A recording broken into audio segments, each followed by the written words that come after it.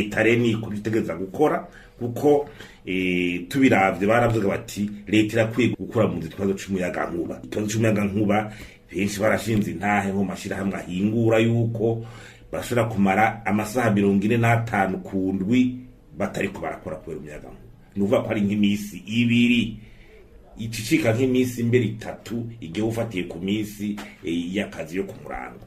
Haraba ko 30 hagati 30 na 50% y'umwanya ugenda kubera ikibazo c'umuyagankuba. Ati ndetse niyo muyagankuba ucitse naho ufise groupe electrogène ya mazutu ntuyaronka kugira wishiriremwo. Murumva ho kaga baba barimwo. Igigira kabiri tabaje n'abantu nibijaye n'aya mabariyeri ku mabarabara abuza abantu kurenganisha ibintu. Nk'userukira Bralud avuga ati ikamyo ya Bralud irashobora kumara indwi 3 ku mupaka itari kirarengana. Mumva ko ari ibintu bibabaje.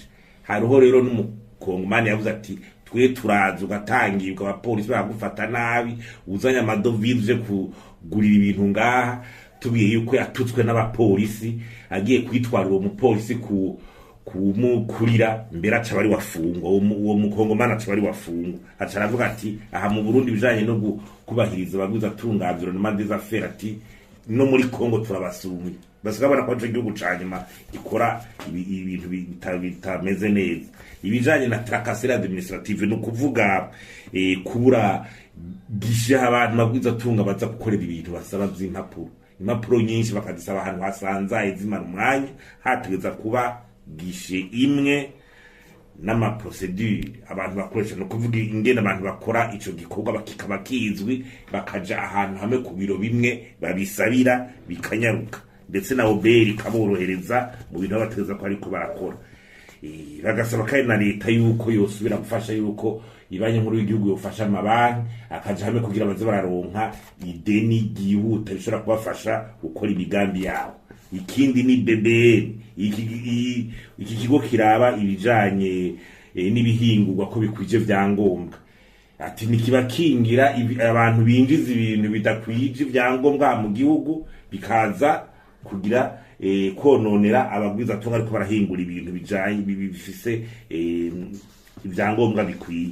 Ndetse ugatusanga BBN bavuga yuko abayirongo atabakozi bakwifise atabiko atavyangombwa ifise materiel atabuhinga ndetse n'abategetsi bamwe bagashaka kuyikoresha uko bavyumva. Ikindi ni c'amadovize bavuga bati amadovize yushora ibintu hanze yagwiza kuba yaba akaja mu mabanki abakongomani barasaba ko buguza n'amakonti handovize makonti mu mafaranga y'agaciro bakareka kuza baraza gusabwa mu maborodero berekana y'amahera bayakuye nk'ibyo n'ibintu bitumvikana. Muraje kugura ibintu ngaho tumubaza ngo borodero ngo twerekana iyo ngo amahera wawe yavundirishije amahera ni gwiwe yayakuzaniye ayasize ku isi y'u Burundi.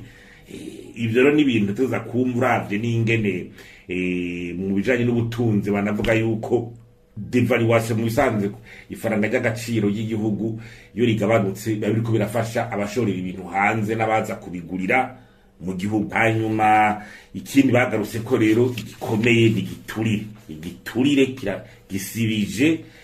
Usasa bati igiturire hakwiye kwicara n'umunsi tukiga ibijanye n'igiturire no kunyonyeza amatungo n'ingene abantu ariko barakora bamwe ariko barasabwa abagiye kwaka impapuro muri leta ngo dushire mu mitahe dushiremwo duhaya tugira iki benshi bakabiheba. Ivyo bintu biragisibije no kudafatwa kumwe ibi vya concurrence.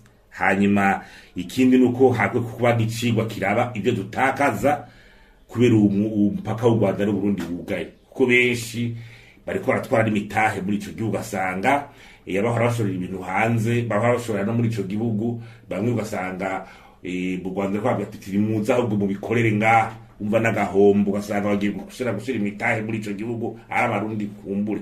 Hanyuma abantu ugasanga bari nzoca muri Kongo abandi bazoca n'abakongomani vyahora vyorohera baciye mu mabarabara ya hafi ugasanga vyose bicitse inzitizi. Ariko kubicigwa bakarabe ico turiko turatakaza ibintu byo kwigumiza mu ngorane zidahera navyo bikwiye guhagarara.